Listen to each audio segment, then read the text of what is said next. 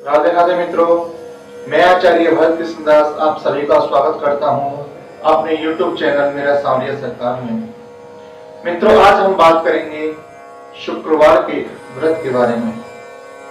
मित्रों, शुक्रवार का व्रत जो है वह माँ संतोषी के लिए, माँ वैभव लक्ष्मी के लिए, माँ अन्नपूर्णा के लिए रखा जाता है। यदि कुंडली में शुक्र कमजोर हो, ग्रसित हो रहे हो पाप ग्रह के कारण, या किसी पाप ग्रह की दृष्टि पड़ रही हो, तो हमारा शुक्र कमजोर हो जाता है और शुक्र कमजोर होने से हमारा वैवाहिक जीवन क्षतिग्रस्त हो जाता है। हमारे घर में लक्ष्मी की वृद्धि नहीं होती, हमारे घर की जो लक्ष्मी होती है वह चंचला हो जाती है।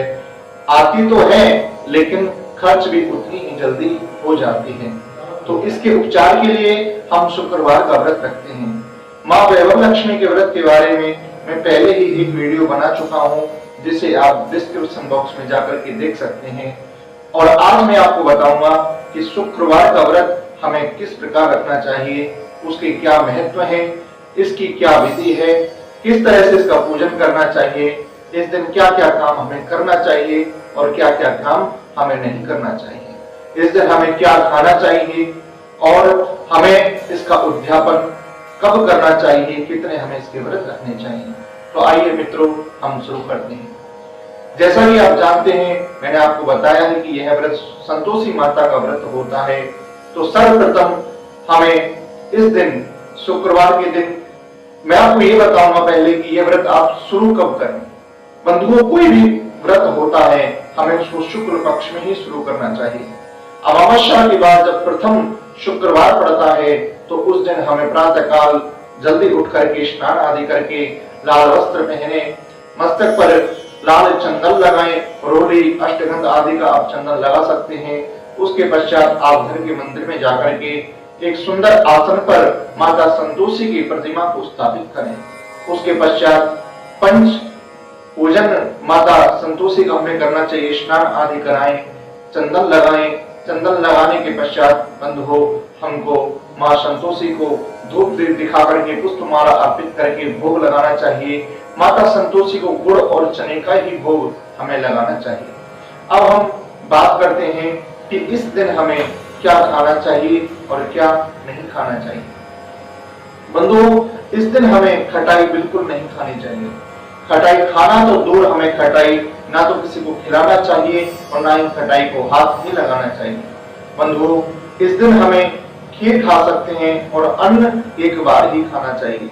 जब संध्या के समय पर हम माता संतोषी का पूजन कर लें, उसके पश्चात हमें खीर ले सकते हैं या कोई आलू की सब्जी आदि बना सकते हैं जिसमें खटाई बिल्कुल ना हो। इस बात का अवश्य ध्यान रखें।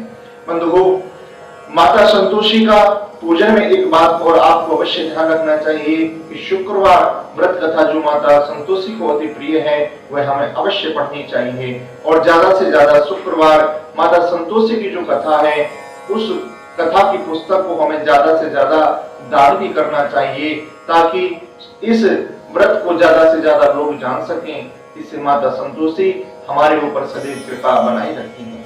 बंधुओं, हमें इसमें खटाई का सबसे ज्यादा परहेज रखना चाहिए, यही इसका सबसे बड़ा नियम होता है। अब बंधुओं, हम बात करते हैं कि इसके कितने व्रत रखने चाहिए।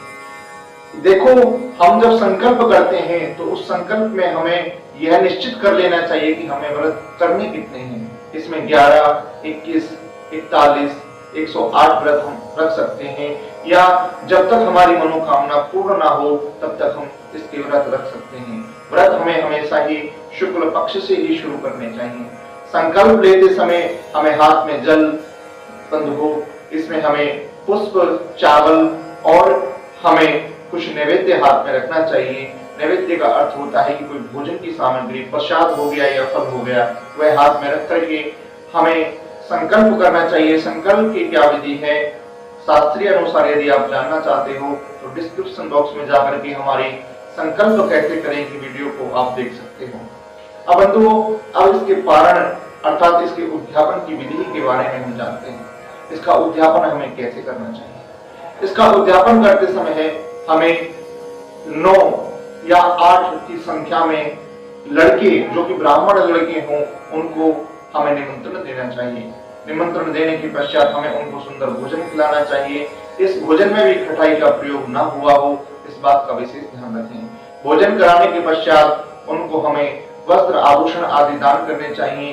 बंधुओं, एक बात का ध्यान रखें कि उनको नगद दक्षिणा ना दें, क्योंकि यदि हमारी नगद दी हुई दक्षिणा से उन्होंने यदि खटाई खा ली तो हमारा यह संकल्प अधूरा हो जाता है और हम पाप के भागीदारी बनते हैं। इसलिए नगद दक्षिणा ना दे करके आप उनको वस्त्र आदि दान में दे सकते हैं। बंधुओं, अंत में हमें माता संतोषी से प्रार्थना करनी चाहिए, हे मां संतोषी, मैंने जिस कामना से आप इस व्रत को किया है और हमारे व्रत करने में कोई भूल रह गई हो तो हमें क्षमा करना। इस कामना से यदि आपकी कामना पूर्ण हो जाती है तो आपको व्रत जारी रखने चाहिए, क्योंकि यदि आपने संकल्प लिया है कि 31 व्रत करूंगा और आपका संकल्प पूरा हो जाता है बंधुओं 2-4 व्रतों में ही, और आप सोचें कि अब 31 व्रत करने का क्या फल है, तो हमें ऐसा नहीं करना चाहिए। जितने व्रत का हमने संकल्प लिया है, चाहे हमारी कामना पूरी क्यों ना हो जाए, हमें उतने ही व्रत अवश्य करने चाहिए, क्योंकि अगर हम अपने संकल्प को बीच में छोड़ देते हैं तो माता अगर रुष्ट हो गई तो हमारे सब काम बने बनाए बिगड़ भी सकते हैं। इसलिए हमें व्रत पूरे रखने चाहिए और यही इसकी उद्यापन की विधि है। बंधुओं, आपको मेरी दी हुई जानकारी कैसे लगी, आप कमेंट बॉक्स में अवश्य बताएं। जय माता दी लिख करके।